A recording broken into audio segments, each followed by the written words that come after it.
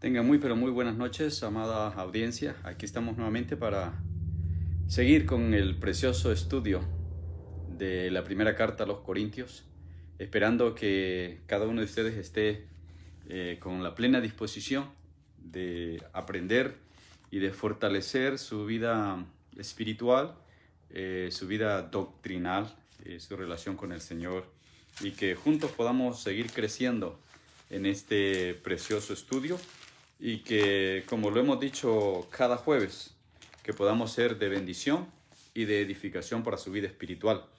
Es mi deseo que realmente cada uno de ustedes sea bendecido y sea edificado y que todos podamos alcanzar la madurez espiritual necesaria para poder vivir la vida cristiana que agrada ante los ojos de Dios.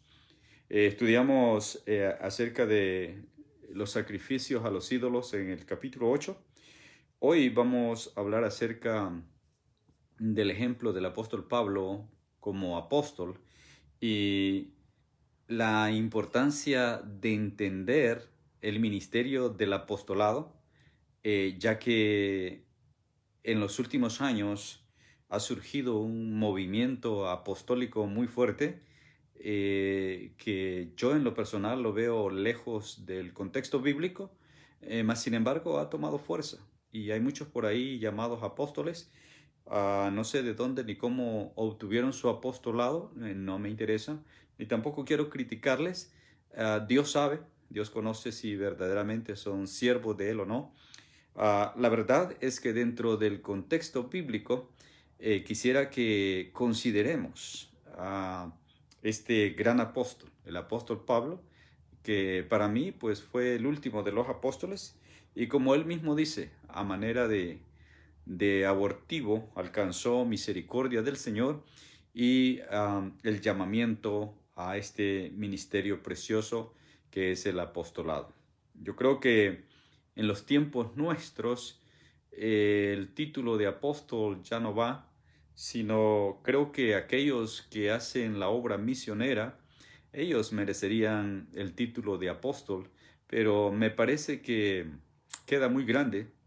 Aparte de eso, pues encontramos en el libro de Apocalipsis que solamente aparecen 12 apóstoles.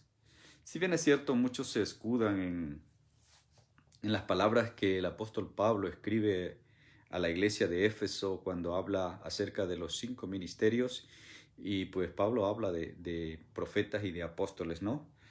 Maestros, predicadores, evangelistas y pastores, o sea, los 5 ministerios fundamentales de la iglesia.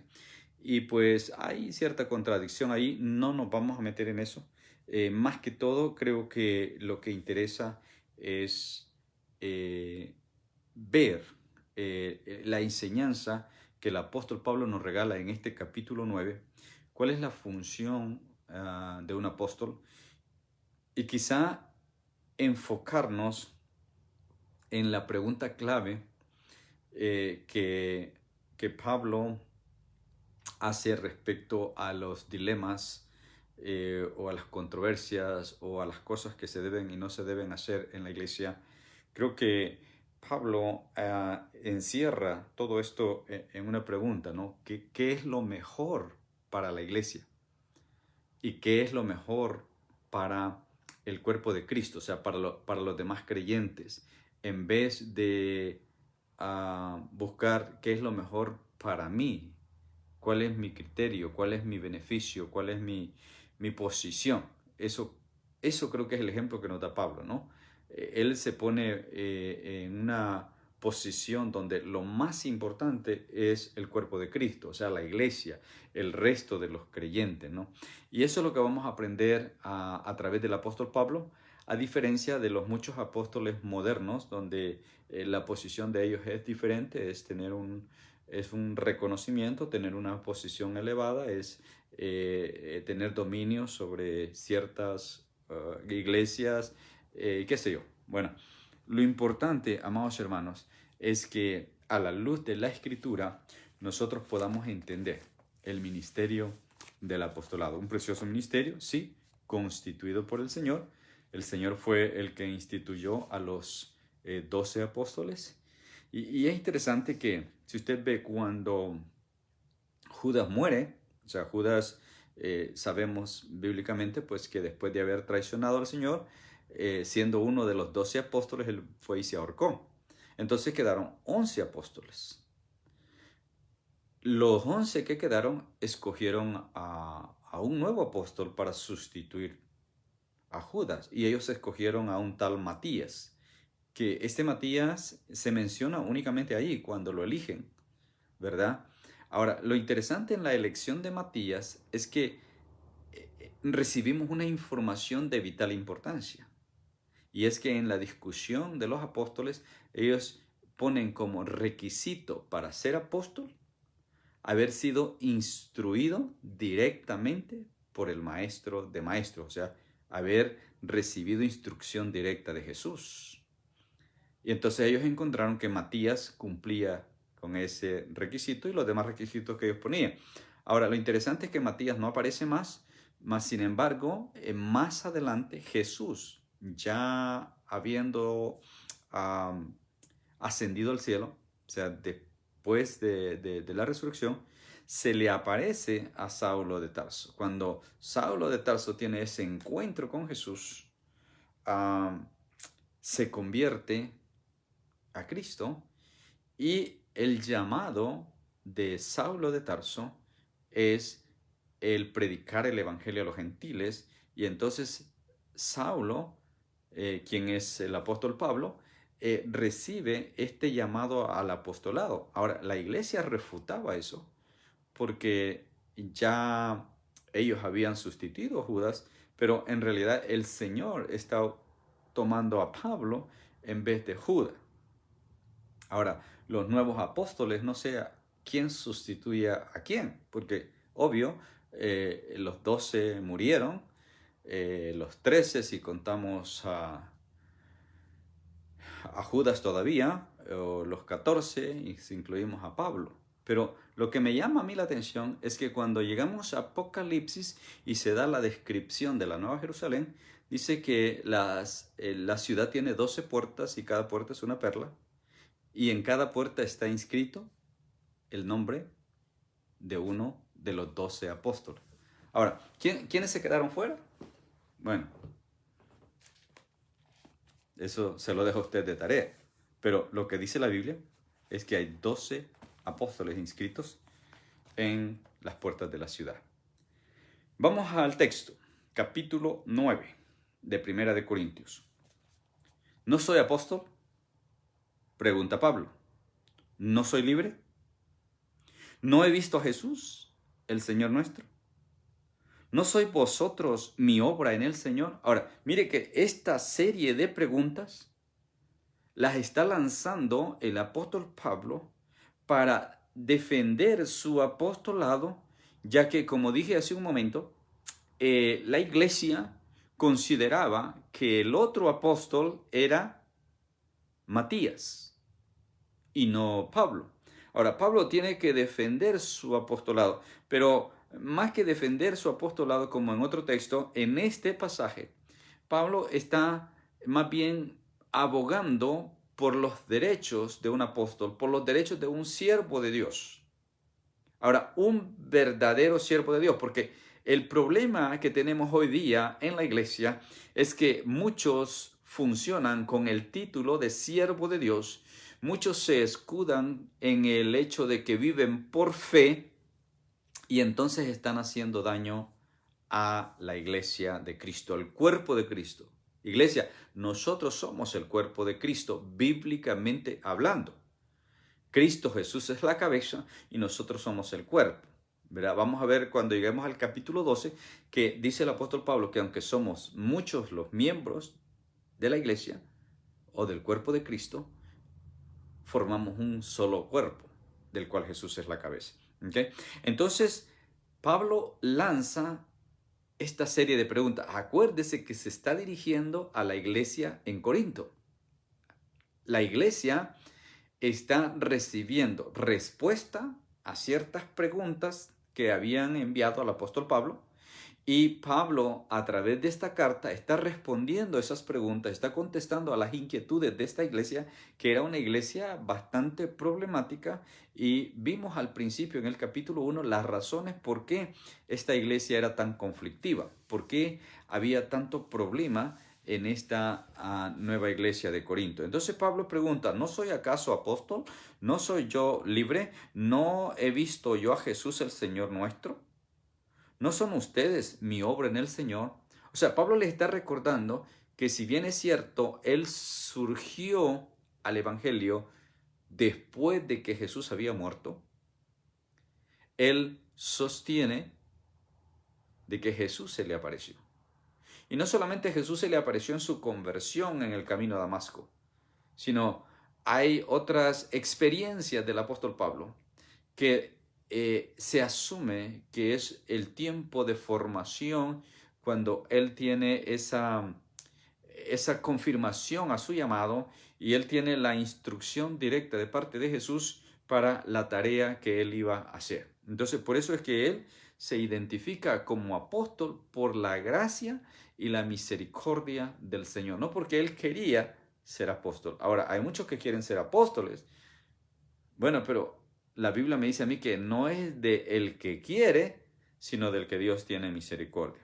Pero bien, entonces Pablo está diciendo que si para otros no es apóstol, mire lo que dice el verso 2, si para otros no soy apóstol, para vosotros ciertamente lo soy, porque el sello de mi apostolado soy vosotros en el Señor. O sea, está hablando que la gran mayoría de esta iglesia, o por qué no decirlo, esta iglesia, nace por o como producto del trabajo misionero de Pablo. Por eso es que Pablo con autoridad le dice, ustedes son el sello, ustedes son la evidencia de mi llamado apostólico. O sea, ustedes son el producto de mi trabajo y entonces ustedes mismos son los que vieron, experimentaron y vinieron a los pies de Cristo por mi predicación. O sea, si los demás no me reconocen como apóstol, ustedes tienen la evidencia, ustedes son la evidencia de mi apostolado. ¿Okay? ¿Por qué? Porque la mayoría de ellos habían sido ganados por Pablo y Pablo es el que había dado origen a esta iglesia en Corinto. Entonces por eso dice, ustedes son mi sello en el Señor, ¿verdad? Ya que la obra misionera de Pablo dio como fruto no solamente la iglesia en Corinto, tenemos la iglesia en Éfeso, tenemos los de Colosa, Galacia y todas las iglesias que nacieron como producto del trabajo misionero de Pablo. Se le conoce como el gran misionero, ¿verdad? Y por eso es que yo creo que el varón, el siervo de Dios, que está haciendo trabajo misionero, si a alguien se le diera el título de apóstol, sería a esos hombres que dejaron todo y se fueron a un campo misionero, se fueron a una ciudad extraña, se fueron a un lugar donde ni siquiera el idioma hablan, cultura diferente, y dejaron todo para irse a trabajar en la obra del Señor. Estos, diría yo, podrían llamársele apóstoles, pero en realidad no creo que haga falta. Creo que con misionero es suficiente. Porque es que, hermanos, iglesia, tenemos que entender que ya no se trata de nosotros, ahora se trata de Cristo. Ya no se trata del nombre que yo reciba, de la posición que yo reciba, del reconocimiento que yo reciba. No, ya no se trata de mí, se trata de Cristo. Él es el Señor, yo solamente soy siervo de Él. Por lo tanto, el que me reconozcan a mí como siervo de Dios es suficiente. Eso es suficiente para mí. No necesitan llamarme pastor, no necesitan llamarme reverendo, no necesitan llamarme esto, no necesitan llamarme lo otro. Siervo de Dios para mí es suficiente porque eso es lo que soy. Hace 30 y tantos años yo decidí servirle al Señor y le sirvo por amor a Él, no por amor al dinero como otros. por amor a las almas perdidas, no por amor a un nombre o a una posición. Porque si de eso se tratara, oportunidades he tenido, pero a mí no me interesa eso. A mí lo que me interesa es que el nombre del Señor sea glorificado y que su iglesia, el cuerpo de Cristo, sea edificado en el conocimiento de Él y de su santa palabra. ¿Ok? Entonces, Pablo les deja claro que ellos son producto de su trabajo. Ellos son el sello de su apostolado. Contra los que me acusan, esta es mi defensa. ¿Acaso no tenemos derecho de comer y de beber? ¿No tenemos derecho de traer con nosotros a una hermana por mujer, como también los otros apóstoles y los hermanos del Señor y Cefas, o sea, el mismo Pedro? Entonces, ¿cuáles son los derechos de un siervo de Dios? Ahora, mire qué interesante, porque como siervo de Dios, nosotros tenemos derechos. Pero ojo con esto, porque hay siervos que reclaman sus derechos, pero no cumplen sus deberes, que es algo común en nuestros tiempos. Todo mundo pelea y lucha y demanda sus derechos, pero son irresponsables a la hora de cumplir con sus deberes, o por qué no decirlo, con sus obligaciones. Entonces, si yo tengo un llamado de parte del Señor, yo tengo una responsabilidad que cumplir, yo tengo mis deberes, mis obligaciones, en este caso como pastor que soy, yo tengo mi responsabilidad como pastor y un día yo me voy a presentar delante del Señor y el Señor me va a pedir cuenta de mi trabajo pastoral. Ahora, ¿tengo derechos? Sí, tengo derechos. Y eso es lo que el apóstol Pablo está hablando. Ahora, el apóstol Pablo nos da un precioso ejemplo. Y este es el que yo quisiera que estos llamados apóstoles que están enriqueciéndose tomaran el ejemplo de Pablo. Pablo renunció a sus derechos en muchas ocasiones. O sea, él hizo uso de sus derechos. Pero en muchas ocasiones él renunció a sus derechos, en algunos casos para no ser carga para la iglesia, en otros casos para ser testimonio para la gente, en otros casos simplemente para ganar un número mayor para Cristo. Ahora, eso es lo que un verdadero siervo de Dios estaría dispuesto a hacer. Pero lo que encontramos hoy día es que algunos pastores, cuando la iglesia no les puede pagar, entonces simplemente dejan la iglesia y se van a buscar otra. Y es sorprendente ver pastores que eligen la iglesia que van a pastorear de acuerdo al salario que les ofrecen. O sea, la que paga más, con esta me voy. Qué triste y a la vez vergonzoso, ¿no? Porque yo creo que eso es vender el evangelio. Vender lo que de gracia hemos recibido, lo cual va en contra de lo que a mí me dice la Escritura. La Escritura me dice a mí literalmente que de gracia yo recibí y de gracia yo debo de dar. Ahora, Pablo dice, tenemos derecho de traer con nosotros a una hermana por mujer, al igual que los demás apóstoles, al igual que los hermanos de Jesús, al igual que Pedro. Tenemos derecho nosotros de comer y de beber del fruto de nuestro trabajo. En otro texto dice Pablo que el obrero es digno de su salario y que no hay que poner bozal al buey que trilla.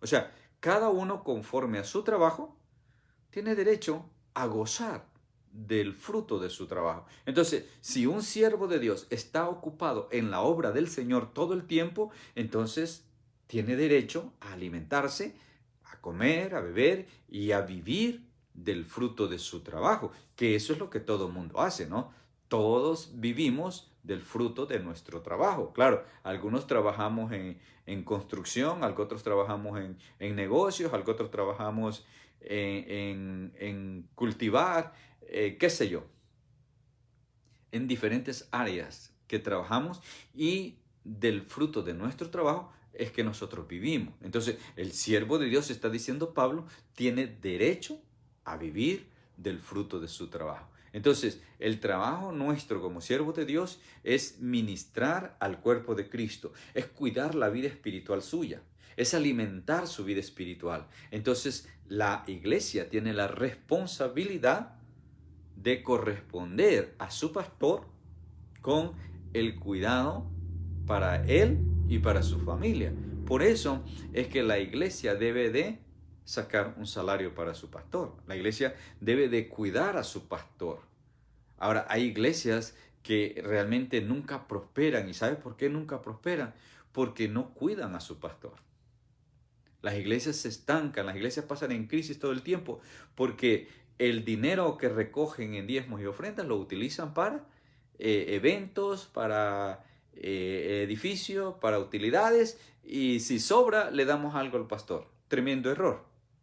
Ahora, por el otro lado tenemos los pastores que abusan y agarran todo lo que es diezmo, todo lo que es ofrenda para ellos, y la iglesia tampoco prospera porque no es ese el mecanismo, no es eso lo que Dios ha establecido. O sea, si vemos cuando Dios escoge a los levitas para que ejerzan el sacerdocio, Dios aparta a los levitas y Dios les dice a los levitas: ustedes no van a recibir herencia. Cuando están repartiendo toda la herencia, cuando están repartiendo la tierra prometida, les dice a los levitas: ustedes no tienen herencia. Pero mire qué precioso. Dios le dice: porque yo soy la herencia de ustedes. Ahora, eso aplica exactamente para nosotros, todos los siervos de Dios. Nosotros quizás no tengamos bienes materiales, quizás no tengamos una gran casa, quizás no tengamos muchas posesiones, pero tenemos al Señor como nuestra herencia. Y eso es más que suficiente, es mejor que 3 casas, es mejor que 10 carros, es mejor que cualquier posesión terrenal que yo pueda tener. El tener a mi Señor conmigo, esa es mi ganancia. ¿Okay? Entonces, los siervos de Dios tenemos eso por herencia y Dios lo confirma más tarde por medio del profeta Isaías, hablando de sus siervos. Ahora, también Dios le dice al pueblo de Israel: aquí están los levitas, ellos no van a recibir herencia, pero ustedes, le dice a Israel, van a encargarse de que ellos o de que a ellos no les falte nada. Todo el pueblo va a diezmar y del diezmo que el pueblo dé, de eso van a vivir los sacerdotes. ¿Okay? Entonces, vemos que ese es el principio del diezmo. Ahora, en la iglesia hay mucha gente que tiene problemas para diezmar y con mucha razón, porque hemos visto testimonios de pastores o líderes que mal usaron el diezmo o que lo usaron para beneficio personal. Si usted está en una iglesia, y esto es para los que no son de la familia IBR, porque la familia IBR sabe perfectamente cómo nosotros funcionamos, pero yo sé que en este momento de repente está viendo este mensaje, este estudio, alguien que no pertenece a la familia IBR. Quiero que sepas que en el sistema funcional de una iglesia, la parte administrativa no la maneja el pastor. El pastor no debe de meter mano en el dinero. Debe de haber un equipo administrativo, debe de haber un equipo de finanzas, que ellos son los que se encargan de manejar el dinero. ¿Para qué?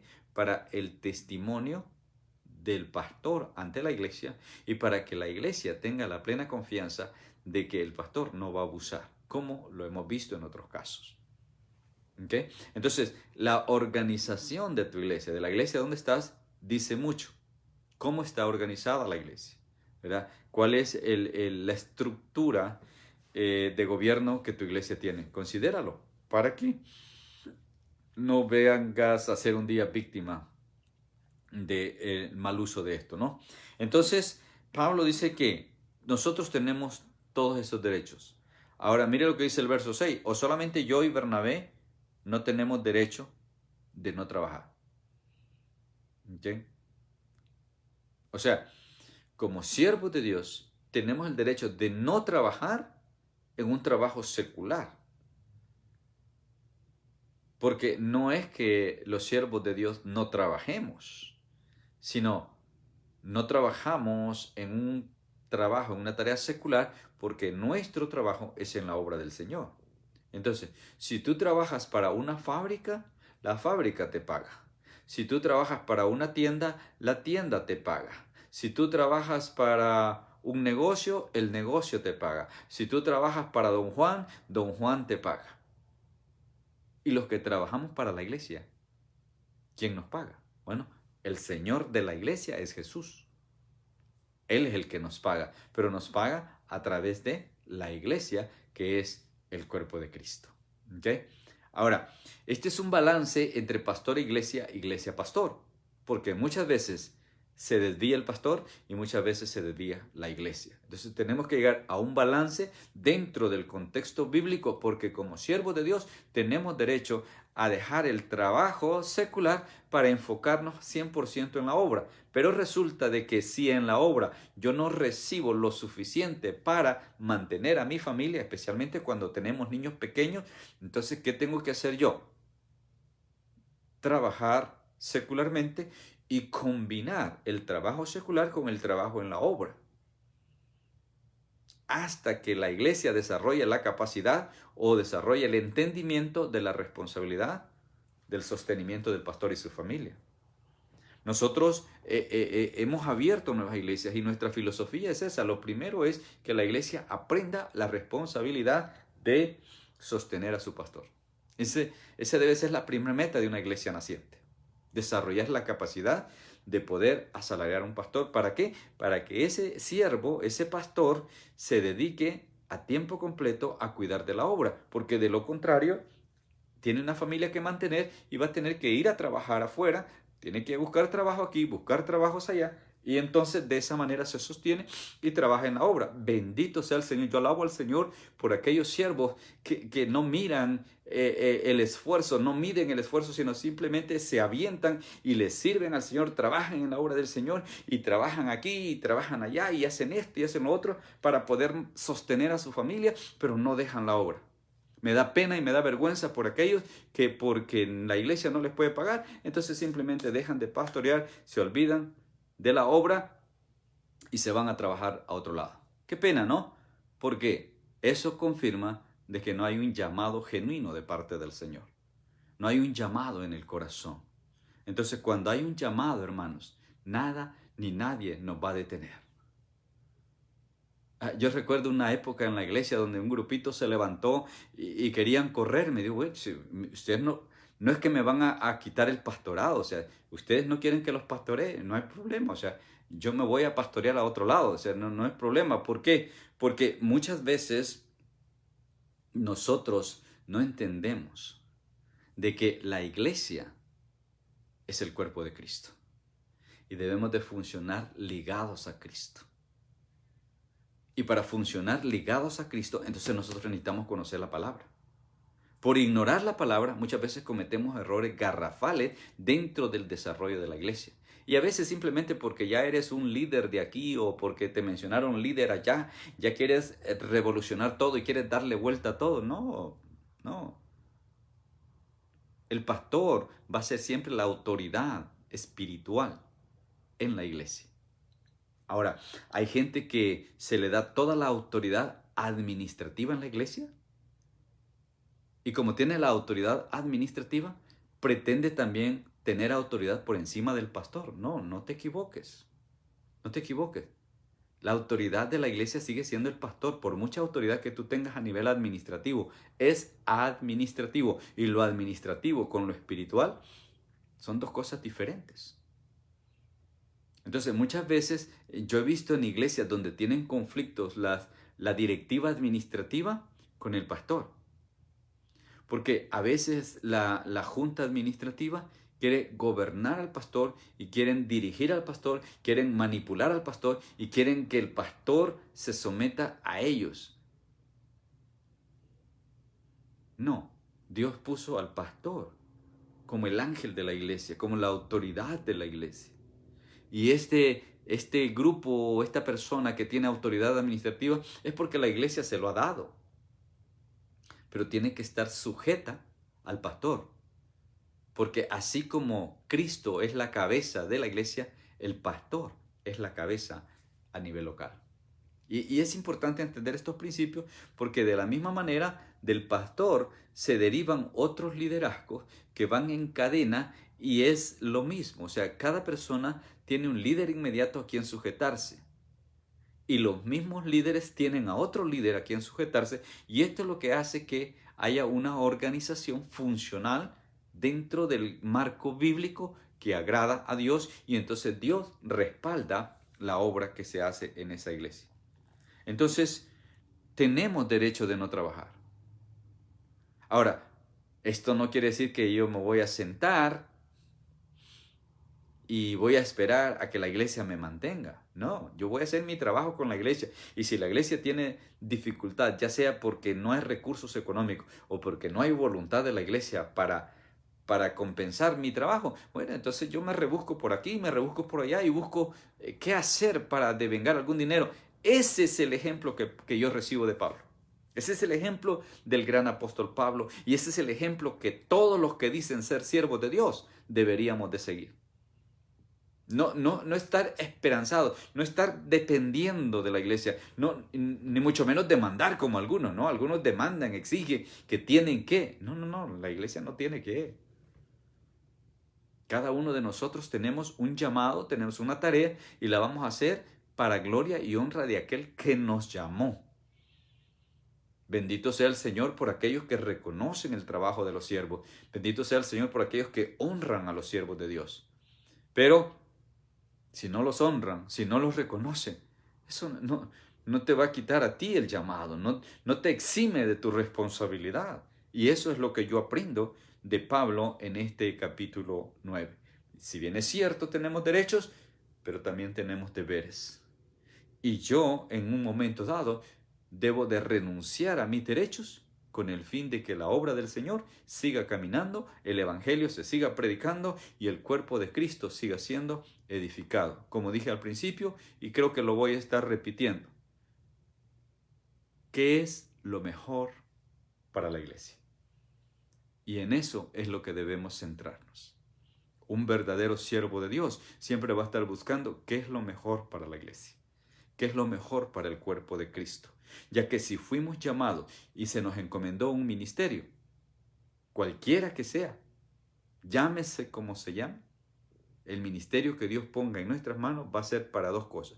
Número 1, para gloria de Él, y número 2, para edificación de la iglesia. Si nos salimos de ahí, nos salimos del contexto bíblico. Eso tenemos que tenerlo bien claro, iglesia, y tenemos que tenerlo bien claro todos aquellos que hemos recibido un llamado del Señor y que ejercemos algún liderazgo en la iglesia o algún ministerio, o aún más los que tenemos la responsabilidad pastoral. Somos responsables delante de Dios. Verso 7. ¿Quién fue jamás soldado a sus propias expensas? Y esto es para los pastores que se la pican de llaneros solitarios, ¿no? No se puede. Nadie fue soldado jamás a sus propias expensas. ¿Quién planta viña y no come de su fruto? ¿O quién apacienta el rebaño y no toma de la leche del rebaño? Digo esto solo como hombre. ¿No dice esto también la ley? O sea, está escrito, está dado en la palabra. No solamente lo estoy diciendo con mi sentimiento humano, sino está respaldado por la ley de Dios. Porque en la ley de Moisés está escrito, no pondrá bozal al buey que trilla. ¿Es porque Dios tiene cuidado de los bueyes? ¿O es porque está hablando de los siervos suyos, de los que trabajan en su obra? Bueno, en ambos casos el texto aplica. Yo no sé cuántos de ustedes han usado bueyes para trillar la tierra, pero yo tuve la experiencia más de una vez de ayudar a mi papá haciendo eso. Y sí, mi papá le ponía bozal, le ponía una malla, porque el buey, después de ciertas horas de estar trillando la tierra y pasando por las matas de maíz, tendía a comer de las hojas del maíz en los surcos, en las líneas donde estaba caminando, trillando la tierra. Nunca lo entendí. Yo siempre vi que mi papá le ponía el bozal, era para no echar a perder el cultivo, para que el buey no le dañara el cultivo. Pero cuando yo leo esto en la palabra, me doy cuenta que que esa es la justicia perfecta de Dios. O sea, si tienes al animal trabajando todo el día y no va a tener derecho a comerse una mata. Bueno, si lo aplicamos al buey. Ahora, pero en realidad Pablo no lo está diciendo tanto en relación al buey, al animal, sino lo está diciendo en relación a un siervo verdadero. Porque esta es la responsabilidad tuya, iglesia, de identificar a los siervos verdaderos, porque hay muchos siervos mentirosos. Hay mucha gente hoy con el título de siervo, con el título de pastor, con el título de ministro, con el título de evangelista, con el título de profeta, con el título de apóstol, pero son unos viles mentirosos. Hay muchos que se están aprovechando de la fe de la gente. Pero la responsabilidad es tuya, iglesia. Es tu responsabilidad de conocer la palabra y de tener una intimidad con el Señor para que estos engañadores no te confundan ni te aparten de la verdad. Es tu responsabilidad, es tu tarea. Ahora, hay muchos predicadores hoy día. Es más, si tú abres las diferentes plataformas de los medios sociales, tú encuentras de todo y para todo. Predicadores de la palabra, mensajes, reflexiones y una cantidad de cosas sin sentido están ahí. Pero si tú conoces la palabra, tú vas a saber distinguir quién es un siervo verdadero de Dios, quién es un siervo conforme al corazón de Dios. Eso es lo que una iglesia necesita. Un siervo con un corazón de siervo, no con un título, como muchos lo hacen. Muchos se jactan porque fueron a esta universidad, porque fueron a la otra, porque tienen título de esto, tienen título de lo otro, maestría, doctorados y tantas cosas. ¿Ok? Y yo les diría, ¿y? Si no tienes el corazón de siervo, todo eso es basura. Ahora, es interesante que Pablo hace lo contrario. Pablo tiene un montón de títulos y él mismo dice, yo tengo todo eso por basura con tal de servirle a mi Señor. Ahora, eso es lo que tenemos que aprender, los que hemos sido llamados a servirle al Señor. Y estamos lejos de ser como este gran apóstol Pablo. Entonces, ¿de qué te sirve el título? ¿De qué te sirve todos los nombramientos que te den o los grados que hayas avanzado en la universidad o los posgrados? ¿De qué te sirve? Un verdadero siervo de Dios es aquel que tiene un corazón de siervo. Ok, verso 10. Lo dice enteramente por nosotros. Otra vez a manera de pregunta, ¿no? En el 9, cuando habla acerca del buey, hace la pregunta, ¿tiene Dios cuidado de los bueyes? ¿Lo dice enteramente por nosotros? Pues por nosotros, los siervos, fue que se escribió eso. Ojo con esto. Por nosotros, los siervos, fue que se escribió, porque con esperanza debe arar el que ara, y el que tría con esperanza de recibir el fruto. Y la razón por la que al buey se le pone bozal a la hora de trillar es porque todavía no es la hora de recoger el fruto, sino que el fruto se espera que venga después de la trillada, y después de la trillada, cuando se recoge el fruto, entonces viene el alimento también para el buey. Pablo dice, fue escrito para nosotros sus siervos, para que la iglesia entienda, en este caso, para la iglesia en el tiempo pasado, en el tiempo de los profetas, era para el pueblo de Israel que entendiera que ellos tenían una responsabilidad con los levitas. Ahora la iglesia tiene la responsabilidad con los pastores. Si nosotros sembramos entre vosotros lo espiritual, estoy en el verso 11. Si nosotros sembramos, o sea, nosotros los siervos, ¿no? Los pastores. Si nosotros sembramos entre ustedes lo espiritual, ¿es gran cosa si segamos de ustedes lo material? No es una manera de compensación por nuestra labor, por nuestro trabajo, el recibir de ustedes, iglesia, el beneficio material, por el beneficio espiritual que nosotros trabajamos para ustedes, iglesia. Entonces, como dije hace un momento, el balance entre pastor, iglesia, iglesia y pastor tiene que estar bien claro. Porque muchas veces tenemos gente en las iglesias que ni siquiera entiende lo que significa ser miembro de la iglesia. Ahora, en parte, también tenemos culpa los pastores por no instruir a la gente. Por eso es importante que en nuestra iglesia haya escuela, pero si tenemos escuela, es para que usted vaya. Pero si tenemos escuela y usted no va a la escuela, entonces ya no es responsabilidad del pastor, ya es negligencia suya. Yo le doy gloria al Señor porque tenemos el privilegio en nuestra iglesia de tener escuela para todos, desde los bebés hasta los ancianos. Pero algunos no van, ese ya no es problema mío. Mi responsabilidad es facilitarle que usted tenga la formación, la educación necesaria para que usted crezca y avance en el llamado que Dios tiene para usted. Porque el mío ya lo tengo claro. Mi llamado ya está más que claro y yo estoy haciendo lo que el Señor me ha mandado hacer. Pero mi responsabilidad es aclararle su llamado, es esclarecerle el plan de Dios para usted, es formarlo a usted, es educarlo a usted, es enseñarle a usted a caminar en santidad. Pero si usted no quiere, si usted no se deja, bueno, entonces ya es su problema. Si nosotros sembramos entre vosotros, entonces no es gran cosa que nosotros recojamos lo material, ya que nosotros sembramos lo espiritual. Si otros participan de este derecho sobre ustedes, ¿cuánto más nosotros?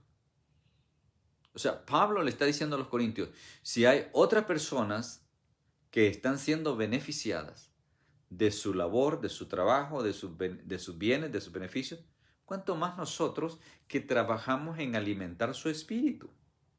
Tenemos derecho. Ahora, la iglesia no tiene la obligación. La iglesia tiene el deber. Entendamos que entre deber y obligación, aunque hay una estrechez bastante cerca, son dos cosas diferentes. El deber tú lo conviertes en obligación. La obligación es porque hay una ley que te lo impone a que tienes que hacerlo. El deber es una imposición que tú mismo te haces si eres responsable. Entonces, esto es que tener en la balanza el deber del pastor, del siervo, y el deber de la iglesia. La responsabilidad y la tarea del siervo y la responsabilidad y tarea de la iglesia.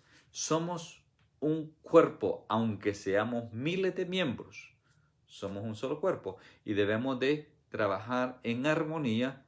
Eso es lo que me encanta del capítulo 12 cuando Pablo compara la iglesia con el cuerpo humano.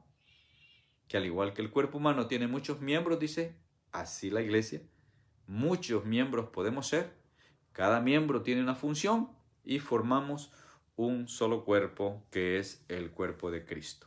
¿Okay? Entonces, si otros participan, estamos en el verso 12, para los que acaban de entrar, si otros participan de este derecho sobre vosotros, ¿cuánto más nosotros?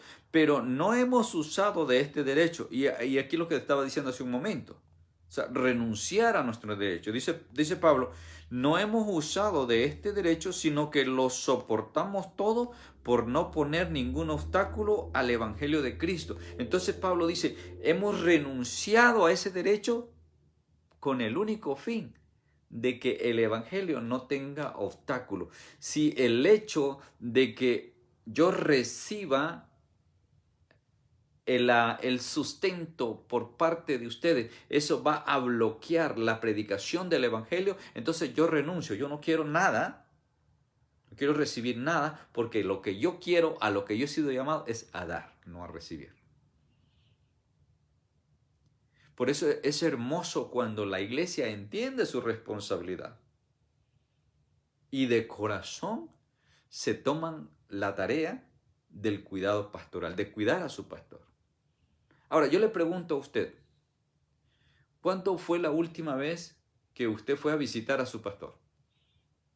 A visitarlo, no a quejarse, no a llevarle chisme, no a lamentar o a reclamar, no, a visitarlo como un hermano de la congregación, como su padre espiritual. ¿O usted cree que su pastor es el superhombre que no le calan los problemas, que no tiene dificultades, que todo es color de rosa? No, es un ser humano también. Somos de carne y hueso, igual que usted. Tenemos problemas, tenemos una familia, tenemos situaciones económicas, tenemos todo igual que usted. La única diferencia es que nuestro trabajo está enfocado en la obra y no en una fábrica o en un negocio o en una empresa. Esa es la diferencia. Pero, claro, le pongo la pregunta al revés ahora. ¿Cuántas veces usted ha reclamado porque el pastor no le visita? ¿Cuántas veces usted se ha quejado porque el pastor no lo visita? Entonces, volteamos la moneda para excusarnos de nuestra irresponsabilidad. Entonces, nosotros cuidamos del pastor y el pastor cuida de nosotros. Es una relación mutua, es algo recíproco donde el pastor cumple su tarea en el nivel espiritual y iglesia cumple su tarea en cuidar la vida del pastor y su familia. ¿Okay? Si su pastor, y no estoy hablando de mí, hermano, yo no tengo ninguna queja en cuanto a nuestra iglesia, estoy hablando para aquellos que no son de la familia IBR. Si tu pastor está pasando necesidad, es responsabilidad tuya, iglesia, suplir esa necesidad. ¿Por qué? Porque tu pastor te está dando a ti el alimento espiritual y tú debes de cuidar de que a tu pastor no le falte el alimento material. Espero que nos estemos entendiendo. Espero que cada uno de ustedes absorba, no tanto lo que yo digo, sino lo que la palabra de Dios dice.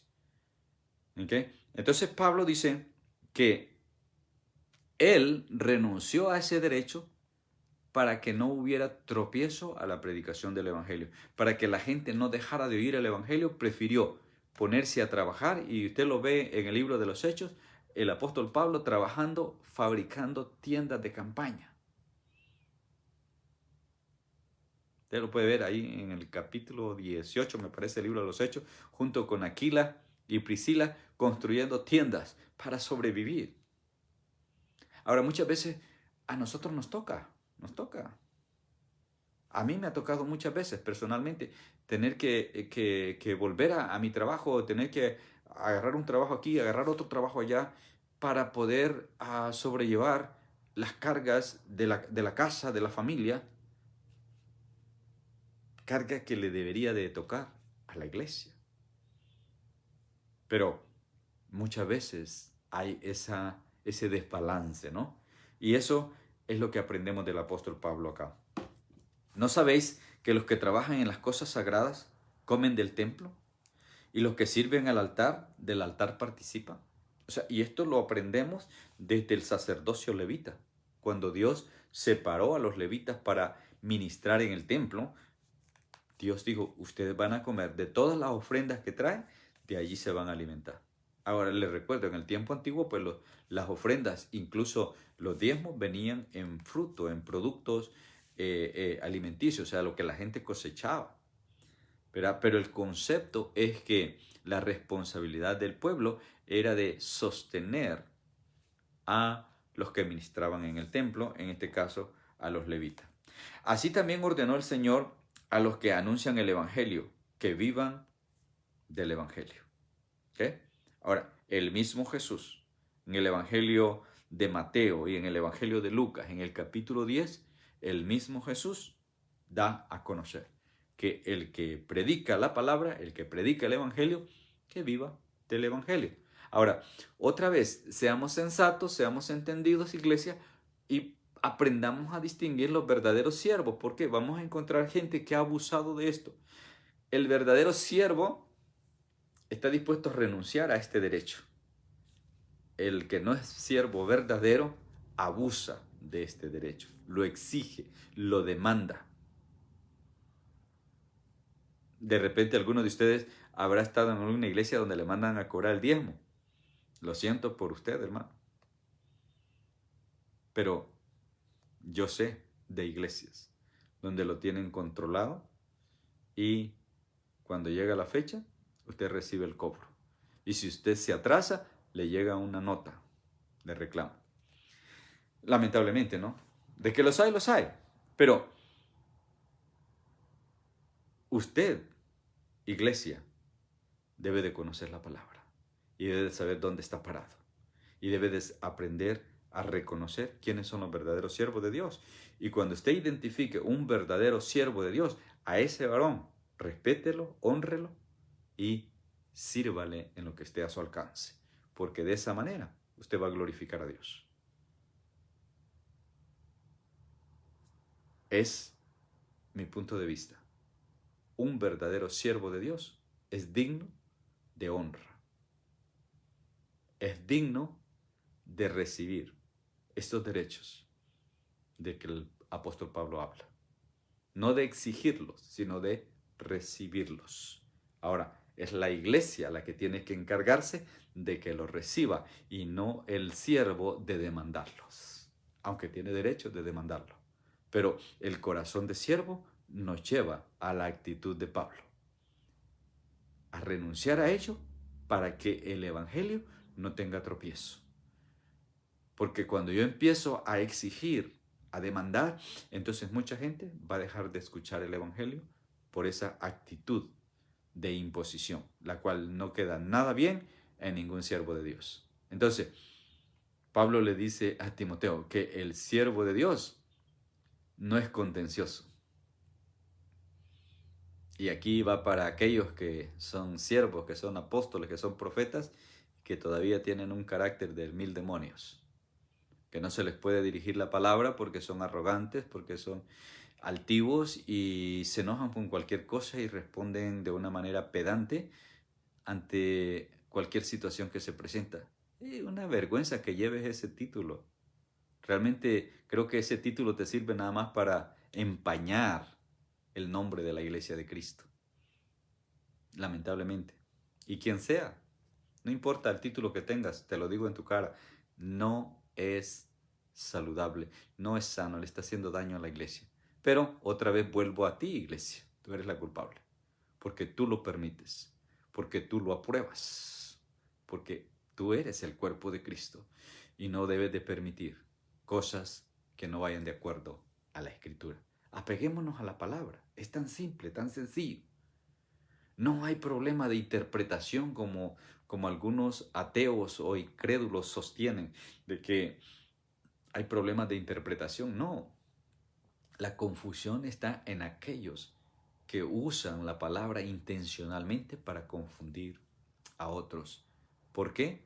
Porque quieren buscar su propio beneficio y no el beneficio de los demás. Pero el verdadero siervo de Dios siempre va a estar buscando lo mejor para los demás, lo mejor para el pueblo de Dios, lo mejor para la iglesia. Y cuando llega un dilema, cuando llega una situación, el verdadero siervo siempre va a considerar qué es lo mejor para la iglesia, no qué es lo mejor para mí. Porque cuando el siervo empieza a ver lo mejor para mí, entonces ya se salió del contexto bíblico. Entonces, Pablo deja ver que él no usaba de ese derecho para no bloquear, para no impedir que otros vinieran a Cristo. ¿No sabéis que, íbamos en el 14, ¿no? Así también ordenó el Señor a los que anuncian el Evangelio que vivan del Evangelio. Pero yo de nada de esto me he aprovechado. Ojo con esto. Pablo dice, yo no me he aprovechado de ninguno de estos derechos, ni tampoco he escrito esto para que se haga así conmigo. O sea, no estoy buscando que lo hagan conmigo. Yo no soy el único siervo. Y yo quisiera recalcar estas palabras de Pablo, yo las quiero hacer mías en este momento, y todo lo que he dicho, amados hermanos, especialmente para los de la familia EBR, no lo estoy diciendo para que lo hagan conmigo, sino para que ustedes aprendan. Ahora soy yo su pastor, mañana va a ser otro. y ustedes aprendan cuál es la responsabilidad suya como iglesia. No para que lo haga conmigo, como dice el apóstol Pablo, pero sí para que usted aprenda a reconocer quién es el verdadero siervo.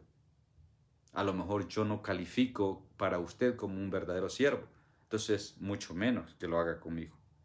Entonces dice Pablo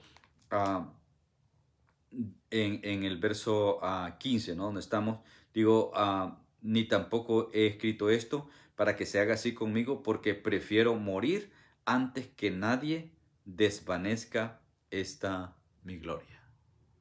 Prefiero la muerte. Pues si anuncio el evangelio, no tengo por qué gloriarme, porque me es impuesta necesidad y ay de mí si no anuncio el evangelio. Ahora, este es un verdadero siervo de Dios. Un hombre, una mujer que se expresa de esta manera es un verdadero siervo. Pero ¿qué de aquel que dice, no, si ya no me pueden pagar, pues entonces yo lo siento, yo no puedo seguir, yo me tengo que ir, no cuenten conmigo? Qué pena, ¿no? Pero de que los hay, los hay. Ahora, iglesia, despertemos, démonos cuenta que esta es la realidad que está viviendo hoy día la humanidad, la iglesia en sí. Por lo cual, verso 17, si lo hago de buena voluntad, recompensa tendré, pero si de mala voluntad, la comisión me ha sido encomendada. O sea, ¿qué es lo que me motiva a hacerlo? ¿Qué es lo que me motiva a servir, a trabajar en la obra del Señor? Es la tarea que yo he recibido del Señor y lo hago para el Señor.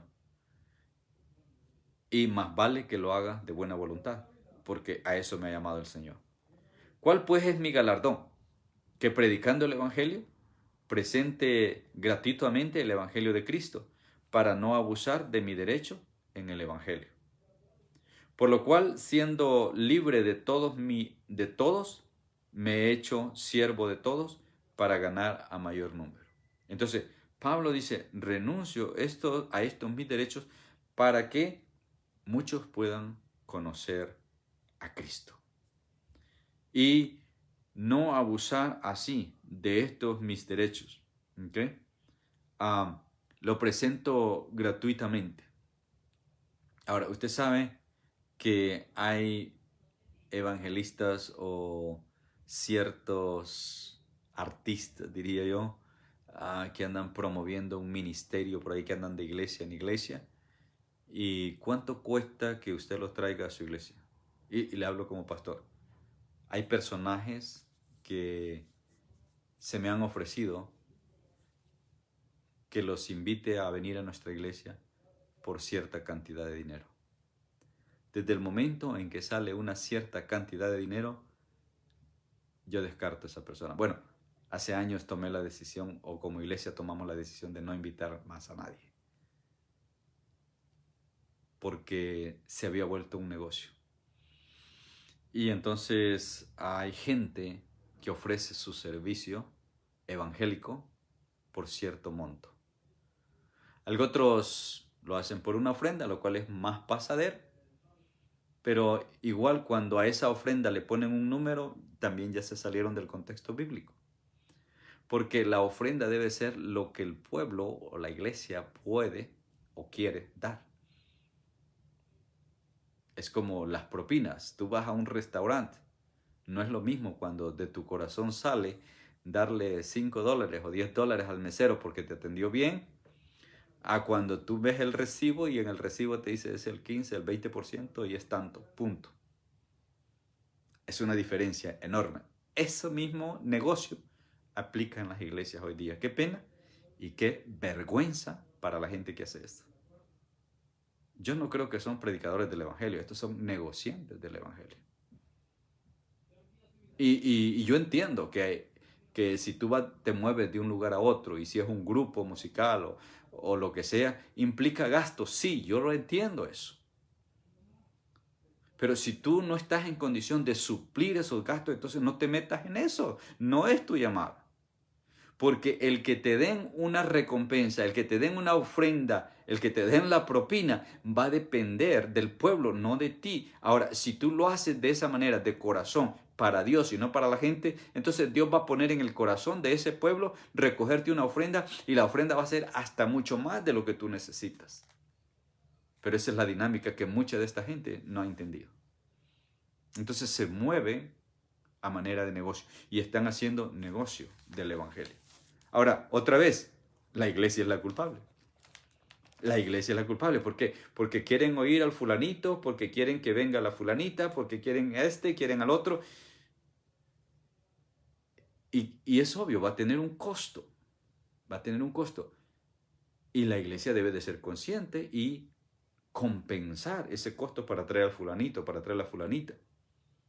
Pero cuando ya el fulanito dice, por tanto, o lo otro que está de moda, o estuvo de moda un tiempo, no sé, porque yo ya tengo un buen rato de no invitar a nadie en la iglesia, es, no, yo no me puedo quedar en la casa de un hermano, yo necesito un hotel y un hotel con estas características, porque si no, no. Payasos, ¿no? Pero bueno, esa es la realidad, iglesia. ¿Cuál pues es mi galardón?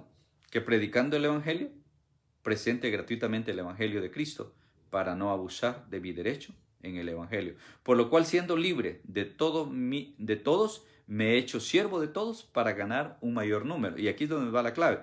Me he hecho a los judíos como judío para ganar a los judíos, a los que están sujetos a la ley, aunque yo no esté sujeto a la ley, como si lo estuviera, para ganar a los que están sujetos a la ley, a los que están sin ley, como si yo estuviera sin ley, no estando yo sin ley de Dios, sino bajo la ley de Cristo, para ganar a los que están sin ley. Me he hecho débil a los débiles para ganar a los débiles. A todos me he hecho de todo para que de todos modos salve a algunos. Aquí es donde está el meollo del asunto.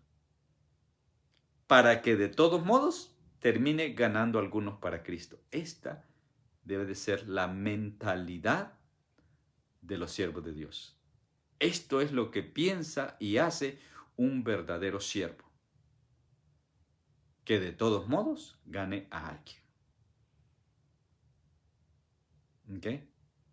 Pero cuando yo estoy queriendo presentar un ministerio para evangelizar, para ganar almas, pero no puedo costear los gastos, no puedo pagar los gastos. Entonces, no te metas, hijo.